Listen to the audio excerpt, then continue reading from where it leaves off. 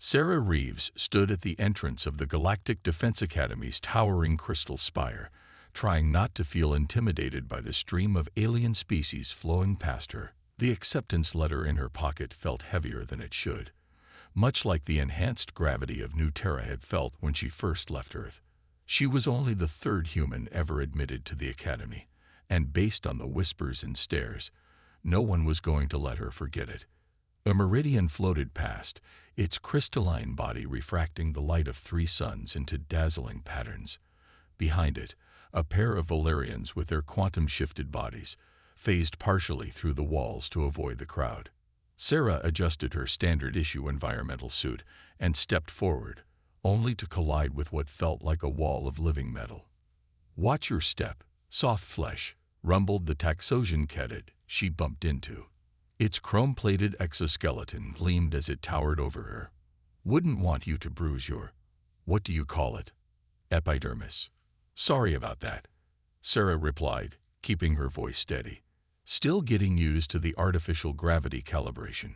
She tapped her wrist display, pretending to adjust settings that didn't need adjusting. The Taxosian's compound eyes wared as they focused on her. "Gravity calibration. You mean your species hasn't even evolved basic gravitational compensation yet?" Its metallic mandibles clicked in what Sarah had learned was their version of laughter. "Afraid not," she said with a slight smile. "We're still working on the whole walking upright thing. Only managed that a few million years ago."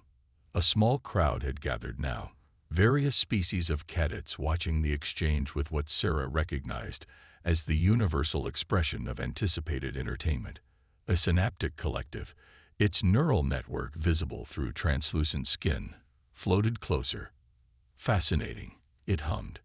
"Your species requires mechanical assistance for basic environmental adaptation. Yet they accepted you into the Academy, perhaps as some sort of diversity initiative." Sarah felt her cheeks warm, but kept her expression neutral. The Academy's AI had warned her about this during orientation. Every human cadet faced the same initial skepticism. "Actually," she said, "I'm here because I scored in the top percentile on the tactical response simulations." On the simplified version, surely, a Valerian cadet phased partially through the floor, its quantum-shifted form rippling. The standard tests would be impossible for a neural system as linear as yours. "Standard version," Sarah corrected gently. "Though I did have to take it twice. The first time, I was too tired. You know how we humans need that primitive sleep cycle." The gathered cadets exchanged looks of mixed amusement and pity. The Taxosian's mandibles clicked again. "Well, soft flesh, you'll learn your limitations soon enough. Combat training starts tomorrow, and I hear the washout rate for species without integrated weapons systems is significant." Sarah nodded thoughtfully. "Good thing I remembered to pack my opposable thumbs then." She stepped around the group and continued toward the registration hall, ignoring the ripple of confused murmurs behind her. Let them underestimate her. It wouldn't be the first time. The registration process was exactly as complicated as she'd expected. The quantum authentication required her to exist in 3 probable states simultaneously. Thank goodness for the probability amplifier in her environmental suit. The neural sync nearly overloaded when it tried to interface with her primitive nervous system, and the biological classification scanner kept insisting she was some sort of carbon-based processing error. "Species, human," the registration AI announced finally, its holographic form flickering with what might have been frustration. "Warning: limited natural defenses, no integrated weapons, no backup neural storage, no quantum phase ability. Environmental suit required for basic survival." "Cadet Reeves, are you certain you wouldn't prefer our associate academy on Earth?" "I'm certain," Sarah said firmly. "I didn't come all this way to take the easy path." "Very well. Though I feel compelled to inform you that your species' success rate at this institution is currently 0%. Sarah smiled. "Then I guess it's about time someone changed that statistic." Her assigned quarters were clearly designed with more advanced species in mind. The quantum meditation chamber would make a decent closet. The neural recovery pod could probably be repurposed as a bed. And the psychic resonance amplifier. Well, that might make an interesting lamp. As she unpacked her few belongings, Sarah's hand brushed against the small leather-bound book in her bag, an actual physical book, which had drawn more than a few stares in customs. Her grandfather's journal from his days in the Special Forces, filled with the kind of practical wisdom that no quantum database could replicate. The greatest advantage, she read quietly, running her fingers over the worn pages, is the one your opponent doesn't believe you have. A chime echoed through the room, the signal for all first-year cadets to assemble for orientation. Sarah straightened her uniform, checked her environmental suit's seals one last time, and headed for the door. Tomorrow, combat training would begin, and her classmates would learn that humanity's limitations weren't quite what they seemed. Let them laugh at her need for sleep. They'd never experienced the clarity that came after a good rest. Let them mock her emotional responses. They'd never felt the power of adrenaline, the focus of fear turned to purpose. Let them dismiss her as primitive. They'd never understood that evolution had spent millions of years perfecting humanity not for peace, but for survival. Sarah Reeves stepped into the crowded hallway, just another soft flesh in a sea of advanced species. But she smiled, knowing what they didn't. Sometimes the old ways, the primitive ways, were primitive for a reason. They worked. The combat training chamber hummed with energy as 30 different species of cadets prepared for their first assessment. Sarah watched as her classmates activated their various natural weapon systems, the Taxosian's armor gleaming as it shifted into battle configuration, the Valerians phasing between defensive states, the Meridians crystallizing into living weapons. Cadet Reeves, Instructor Vex's voice echoed through the chamber, their energy form pulsing with what she'd learned to recognize as concern.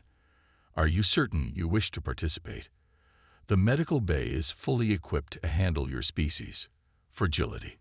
I'll manage, Instructor, Sarah replied, stretching in what her classmates probably thought was a primitive warm-up routine. In reality, she was checking the neural feedback from her environmental suit's sensors. The Academy might think it was just life support, but Earth's engineers had built in a few surprises. The first challenge was straightforward enough. Survive in the chamber for 10 minutes while combat drones attacked. Most species had their preferred defense: quantum shifting, energy absorption, molecular reconstruction. Sarah just had her environmental suit, her training, and 4 billion years of evolution that had crafted humans into persistence predators. The drones launched, and the chamber erupted into chaos.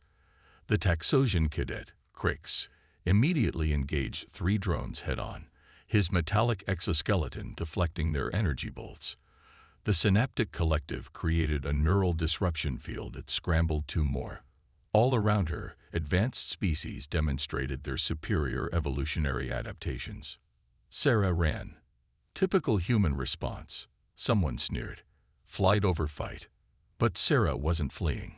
She was observing. Every drone had a pattern. Every attack sequence had a rhythm.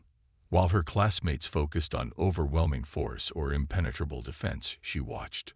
Learned. Adapted. 3 minutes in, the first signs of strain appeared. The Valerians' quantum shifting began to destabilize, their bodies flickering as they struggled to maintain phase coherence. The Meridians' crystalline forms showed microscopic stress fractures. Even the mighty Taxosians were slowing, their energy reserves depleting. That's when Sarah made her move.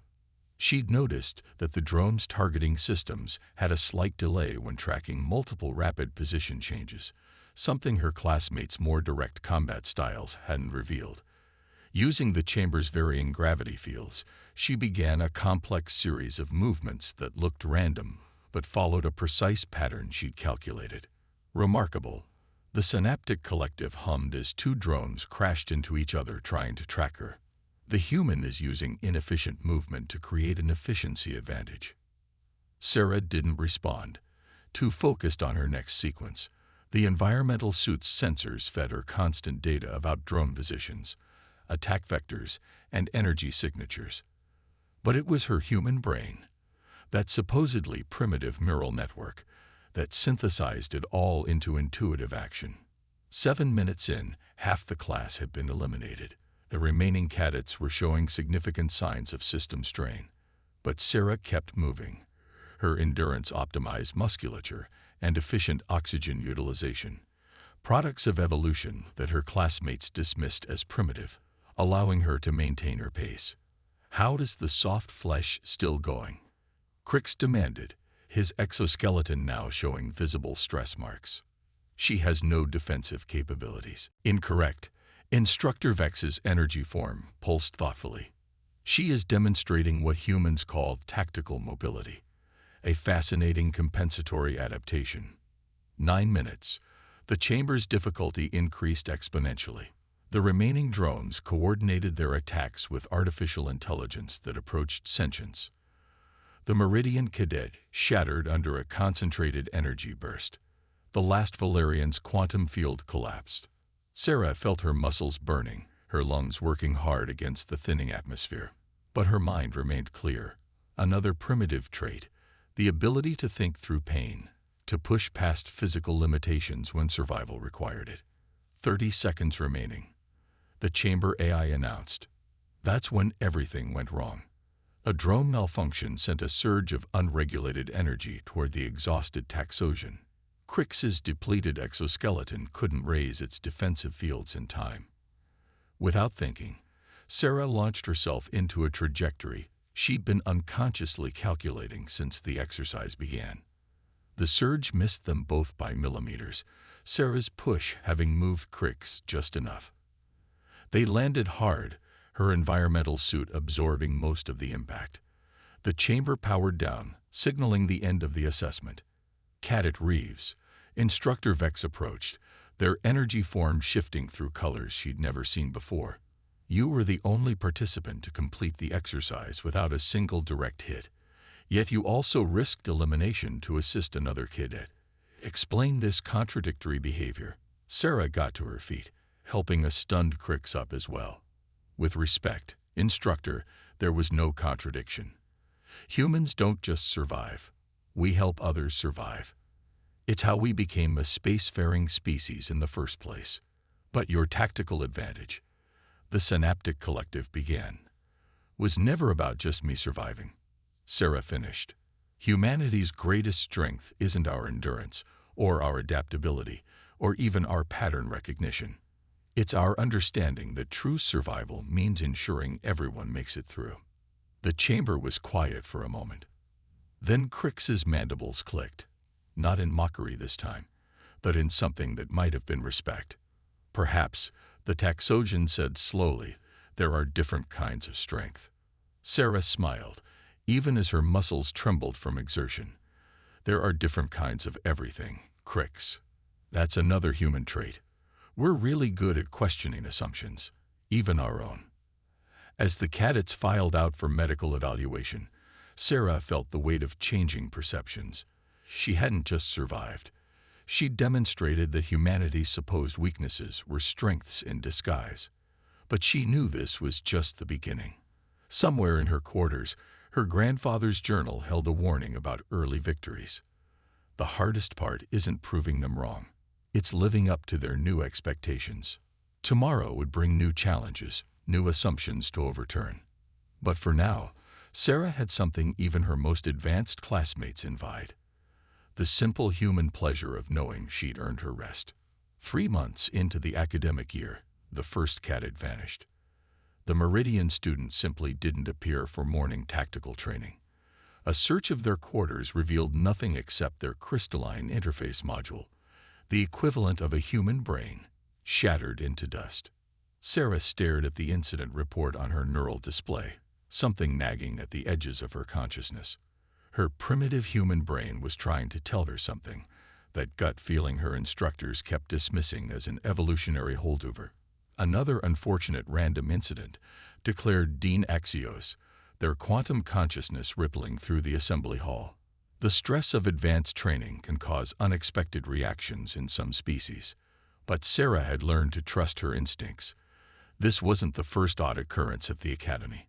Small things at first: training systems malfunctioning, quantum communications experiencing unexpected delays, environmental controls showing microscopic fluctuations. Things that the Academy's advanced AI systems labeled as normal variations, but that human pattern recognition flagged as wrong. "You're doing that thing again," Crix noted during their shared tactical analysis class. The Taxosian had become something of an ally since the combat training incident. That human stress response where your brain chemistry shifts. "You mean thinking?" Sarah replied absently, still scrolling through data.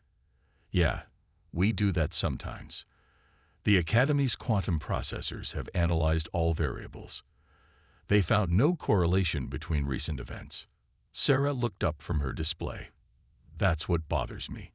When something looks totally random, sometimes that's the biggest pattern of all." Later that night, while her classmates were in their various regeneration cycles, Sarah sat cross-legged on her repurposed neural recovery pod, her grandfather's journal open beside her. She'd been rereading his entries about insurgency tactics, how the most dangerous enemies were the ones who could make their attacks look like accidents. Her environmental suit's sensors had been collecting data for months. Atmospheric compositions, energy signatures, quantum fluctuations. The Academy might think it was just monitoring her life support needs, but Sarah had programmed it to record everything. Now she ran that data through her neural display, looking for patterns too subtle for even quantum processors to notice. Because humans were good at seeing patterns, it was how they'd survived on Earth, recognizing the subtle signs of predators or changing weather. That same ability had helped them navigate the complexities of social interaction, technology, and eventually, the stars themselves. The second disappearance came 2 weeks later. A Valerian cadet's quantum signature simply ceased to exist during a routine phase-shifting exercise. Again, the Academy systems found no evidence of foul play. But Sarah noticed something. Both disappearances had occurred during power fluctuations, so minor they registered as normal system variants. She brought her concerns to Instructor Vex, who listened with what might have been patience or pity. "Cadet Reeves, while your species' tendency to find patterns is fascinating, you're describing coincidences that our most advanced systems have cleared of suspicion. What if that's the point?" Sarah argued. "What if someone knows your system so well they can hide in their blind spots?" An interesting theory. Vex's energy form pulsed, but without evidence. The third incident provided it. Sarah was in the quantum mechanics lab when the lights flickered. That same minor power fluctuation. Her suit's sensors immediately began recording. Through the window, she saw a synaptic collective cadet heading toward the auxiliary training rooms. Without thinking, she ran. Her legs burned as she sprinted down corridors, passing startled classmates. The Academy's AI demanded to know why she was violating standard walking protocols. But Sarah had spent months mapping these halls, understanding their layout in a way only a human would bother to do. She reached the training room just as reality itself seemed to bend. The synaptic collective cadet was suspended in midair, their neural network pulsing with panic as some invisible force began to tear them apart. Sarah's suit sensors went crazy, detecting quantum signatures that shouldn't exist. But more importantly, she saw something her classmates' more evolved senses might have missed. A shadow where no shadow should be, moving with purpose. She grabbed the nearest object, a primitive fire suppression canister that the Academy kept as a backup to its energy-based systems, and threw it with all her human strength. The canister passed through the shadow but disrupted something. Reality snapped back into place, the synaptic collective cadet dropping to the floor as alarms finally began to sound. In the chaos that followed, Sarah's sensor data proved what her human intuition had suspected. Someone was exploiting microscopic gaps in the Academy's quantum security, using the power fluctuations as cover for weapons that operated in dimensions most species couldn't perceive. "How did you know?" the rescued cadet asked later, their neural network still stabilizing. "None of our advanced sensing capabilities detected anything wrong." Sarah thought about how to explain that humans had spent millennia learning to trust their instincts, to recognize when something felt wrong even if they couldn't say why. How sometimes the most sophisticated answer wasn't the right one. Sometimes, she said instead, you need an outdated operating system to spot the bugs in a new one. The Academy increased security, but Sarah knew this was just the beginning. Someone was targeting cadets, someone who knew how to hide from advanced alien technology. But they hadn't counted on a human's ability to see patterns in chaos, to trust instincts that more evolved species had engineered away. That night, she added her own entry to her grandfather's journal. The most dangerous predator isn't the strongest or the most advanced. It's the one that makes you think you're safe right up until you're not. Good thing humans never quite forgot what it's like to be prey. They're not just testing a weapon, she whispered to herself. They're preparing for war. She encrypted her findings using an old human method, so simple it would be overlooked by quantum scanning, and sent copies to both Earth's military command and trusted allies at the Academy. Then she waited, knowing that whoever was behind this would make their move soon. That night, she added another entry to her grandfather's journal. The most dangerous predators are the ones that look like protectors. Humanity learned that lesson long ago, and never forgot it. Maybe that's why we're the only ones who can see this coming. As if in response to her words, the Academy's lights flickered, that same subtle power fluctuation she'd learned to fear. But this time, Sarah smiled grimly, because humans had another trait that their advanced allies often forgot. They didn't just survive threats. They learned from them, and she had been learning for months. The attack came at midnight. Sarah was ready. She'd known it was coming, not from any advanced sensor or quantum calculation, but from that deep human instinct that had kept her ancestors alive on the savannas of Earth. The same feeling that told ancient humans when a storm was approaching, or when a predator was watching. The Academy's quantum defense grid went down first, its impossibly complex systems disabled by a paradoxically simple virus. As emergency protocols failed and chaos erupted, Sarah activated her own countermeasures, old-school mechanical switches, and hardwired circuits that couldn't be hacked because they weren't smart enough. Primitive but effective, she muttered, watching her backup systems come online.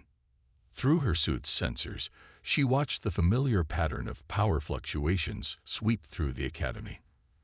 But this time, they were stronger, coordinated. This wasn't a test, it was an execution. Security breach in quantum containment, the Academy AI announced, its voice distorting. All cadets proceed to emergency shelters. Belay that order. Sarah's voice cut through the panic. Everyone stay in your rooms. The shelters are a trap. She'd figured it out too late. The attacks on cadets, the weapons testing, they were just preparation for this moment. The real target was the Academy itself, specifically its quantum core. The same technology that powered their defenses could be turned into a weapon capable of destroying not just the Academy, but potentially destabilizing the fabric of space-time itself. Cadet Reeves, Zenith Prime's voice echoed through the corridors, different now, stripped of its usual sophistication. You continue to be an inconvenience. And you, Sarah replied, rapidly typing commands into her neural interface, continue to underestimate humans. The security director's form appeared at the end of the hallway, but wrong somehow. Their quantum structure was warped, corrupted by the very weapons they'd been testing on cadets. Your species is an evolutionary dead end, Zenith declared, clinging to outdated methods, refusing to embrace true advancement. The galaxy needs order, perfection. The chaos of biological life must be purged. You know what's funny? Sarah asked, buying time as her suit's sensors mapped Zenith's new form. Humans have been hearing that same speech for centuries. Different words, same meaning. Someone always thinks they know better, that they can force evolution in the right direction.